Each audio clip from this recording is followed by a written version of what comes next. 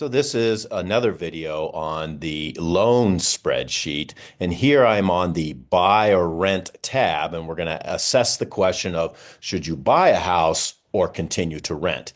And in this case, I think it's important to make a direct comparison between a house and the rental. In other words, the rental should be the same as the house.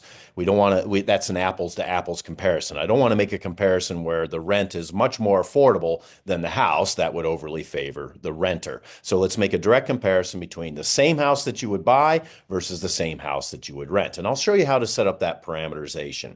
So first off, we have the familiar setup here showing us the mortgage, the home loan, which we've already had a video on that down here on the loan tab. And here you set up on, I've set up under the red triangles, a $500,000 house with 20% down, a fairly low interest rate for today. Today's interest rates on a home loan are around 7%, but we'll come back to that. Here it's set up for 5% and a 30-year fixed. And we see that the monthly payment is $21.47. Total interest paid is pretty massive at $373,000, and the total cost of this house is $873,000. So it's not a $500,000 house, it's an $873,000 house.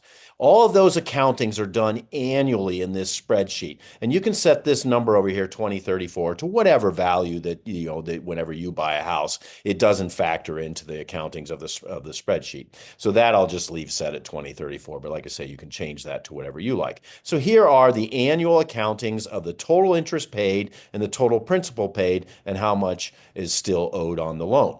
So that's the loan. Here is the actual house that you've purchased, and and it starts off at $500,000, and we're going to claim that it's going to grow at 4.5% a year. So let's take a quick look at where does that 4.5% number come from. Go down here to the Schiller tab, click on that, and we're going to see a plot from 1950 to 2024 in through here. And this black line is Robert Schiller's and his team's assessment of the overall house market. So it's overall across the U.S. Take all the houses across the U.S. that are being bought and sold each year, average them all together. So average against geography and average them all together, and you'll get a value for that particular year or that particular month. And this is, like I say, Robert Schiller's data, and he creates an index out of that. The growth on that index is the dashed line. That dashed line is a fit that I've made to their dark line in through here to the black line, and that dashed line grows at 4.5% a year. We see the big housing bust that occurred here, and that was the recession that occurred 15 years ago in 2008, 2009. We see that recession. I actually bought a house at this peak and ended up selling here, so I hardly made any money at all on my house, whereas people buying here have made great money on their house. Notice that right now, we're kind of well above the dashed line. You might be able to fit a different line to this, but anyway, any line that you fit to this data, right now we're at a peak in the house market index. I don't know what the future holds. I simply don't. I'm just pointing out to you what the data looks like. So there's where the 4.5% comes from. Let's go back to the buy or rent tab, and you can adjust this. Maybe where you live, houses are increasing at a greater value than 4.5%. Or maybe they're not increasing at 4.5% where you live. So that's just the average across the U.S. Now, the equity that you actually have in the house is not 400, 500,000, 600,000, and so on. Remember, when you bought the house, you only own the down payment amount, 20%. The bank, so to speak, owns the other 80%. So the amount of equity, the amount of house that you own is in this column, and that is the $100,000 that we started off with. So to give you an idea of what's actually going on in each one of these columns, I suggest that you go over here, right-click on the Buy or Rent tab, unprotect the sheet, and then you can click on the formulas to see what's actually being done. And here we see that the equity in the house is F15 minus E15. So it's the value of the house minus the amount you still owe on the loan. That's how much equity you actually have in the house. So if you sold the house, that's how much money you would put in your pocket over here. We can, in the past, before the tax law changes of several years ago, there was the opportunity to subtract from your taxes the interest on a home mortgage. Well, that opportunity still exists, It's just that with the tax law changes that were made several years ago, they significantly increased the standard deduction, and that standard deduction that's available to anyone sort of took care of this deduction that was available because of the interest on the loan. But maybe you are itemizing your deductions, in which case you can go ahead and read about this in the spreadsheet and in the book to see how to adjust these. For our purposes, I'm going to say that you're just going to take the standard deduction that's available rather than trying to deduct your interest. But if you did, you could be able to invest that. So in any event, over here, this column, total value because of the house to date, is the same in this case as the equity in the house. So that's how much money you've made on the house. Now let's go over here and start having a look at the costs of owning this house. And of course, you're all familiar with the realtor fee. In the year of sale, when you go to sell this investment, there's going to probably be realtors involved, and they're going to charge, in the past, they would have charged 6%. 3% for the buyer's agent, 3% for the seller's agent. Now, there were some court cases that occurred in 2024, and we're going to find that this 6% number is probably going to get a little smaller. For now, I'll leave it at 6%. You can adjust it depending upon what's happening in your timeline. But this is a one-time fee made only in the year of sale, and we're only going to account for it in the year of sale. This column, column L, this is all these annual costs that are not the monthly payment. We're all familiar with that mortgage monthly payment, in this case, $21.47, but there are other costs involved in home ownership, particularly property taxes, and I talk about that in Chapter 4. You can go back and have a look at the property taxes. In the Midwest, where I have a house, property taxes are around close to even 2% of the total value of the house. So on a $500,000 house, that would be $10,000. Not quite that high in Ohio where I live. It'd be about $9,000 on the house. But there's also additional costs that are involved, such as the maintenance of the house. Maybe you have to put in a new HVAC unit. Maybe you have to do some painting. Maybe there's lawn care and so on. And here we see if there's property taxes of, say, $9,000 per year, there's an additional $4,000 available to us by adjusting this percentage to provide monies to take care of the maintenance on the house. There's also going to be home insurance that you have to pay for. So this 2.5% is probably pretty conservative. You might even want to increase that a little bit more, but that's what takes care of the house paying for itself. Now, the annual cost then of buying the house, that also includes the principal and interest. We can kind of have a look at one of these and see what all is being added. So we have the annual property taxes and so on that are being added into that annual cost of buying the house. But also we have the annual cost, and that's what these boxes are doing. They're doing a little subtraction to get to the annual accounting, and we see that that's what's being put together in this column. Then when we want to add up all of these annual values, there's 1 year, there's 1 year, there's 1 year, and so on. We want to add them all up to get to the total cost paid to date. That's here in column N. And you can see how that is all put together by seeing how those accountings are put together and through there. Now, finally, we have the total amount of value that this homeowner has made. That's this column O. This is an important column. Regardless of renting, this column is really important. What it shows us is this cost was nearly $300,000. And if we scroll over here, we're seeing in year 4, the homeowner has spent $300,000, $295,000 so far. And yet the equity of the house is only $221,000.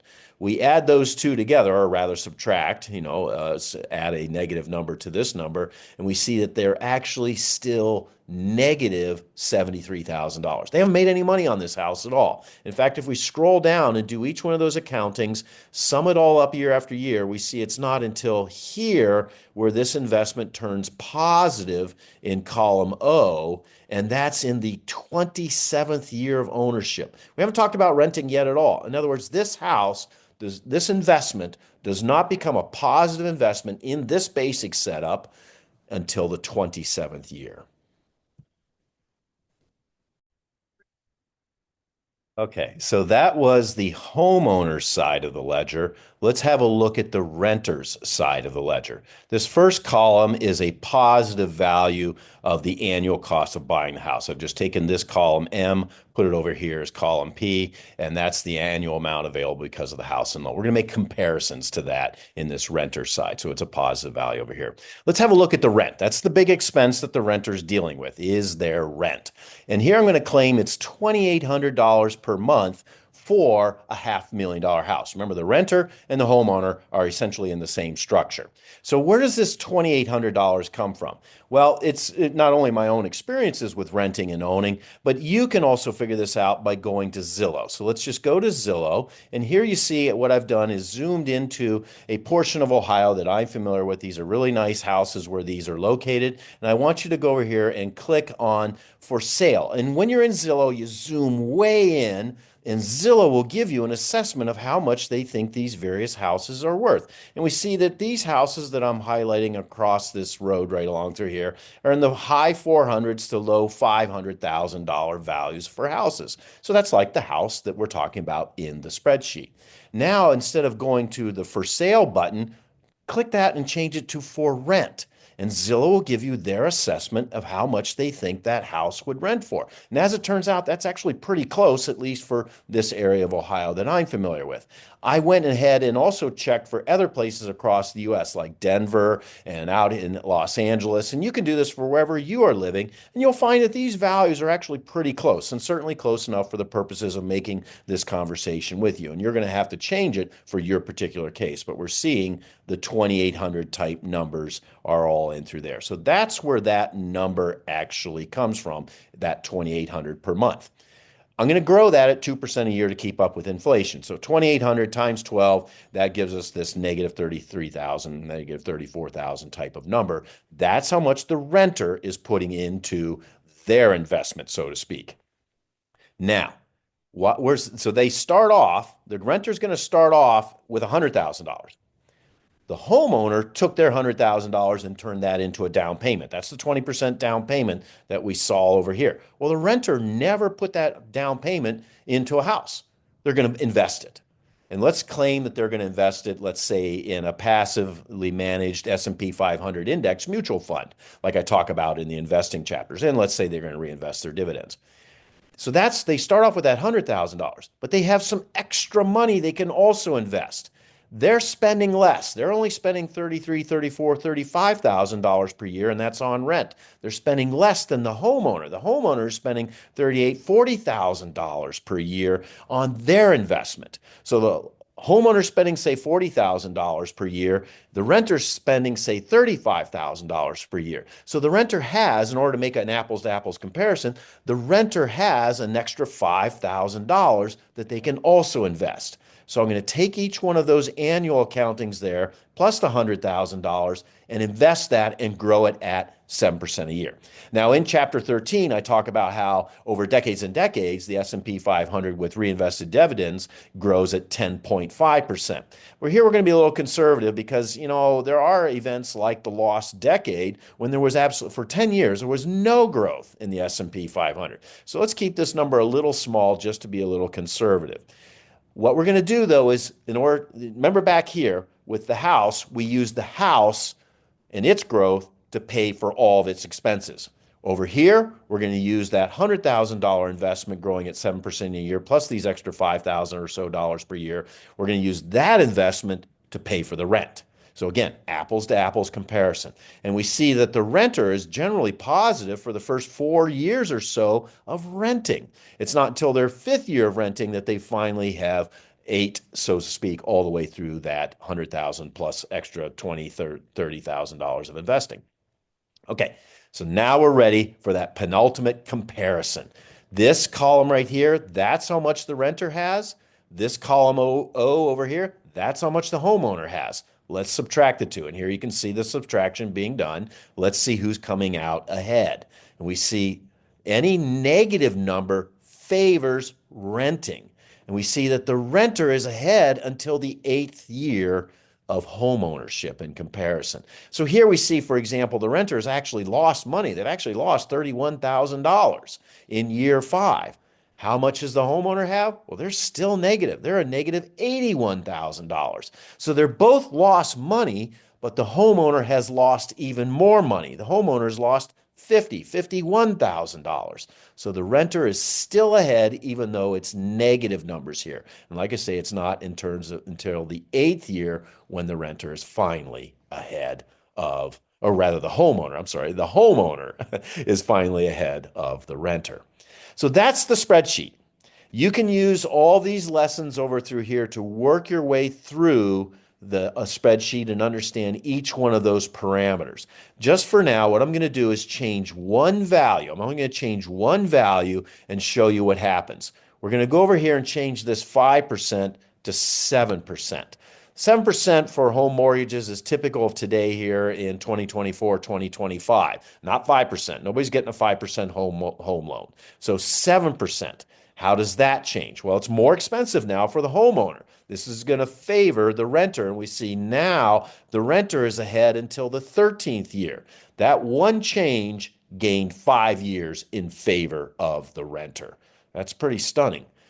On the other hand, maybe the renter isn't able to rent for 2,800. Maybe they're going to rent for 3,200. They're not going to get, it's not going to be much more expensive than that. So here we're going to change this to 3,200 and see how this changes. Well, it goes back to favoring the renter only until the eighth or ninth year of home ownership. So that's what you do. That's how you set up this spreadsheet. That's how you work your way through each one of these lessons. I really hope this is helpful to you.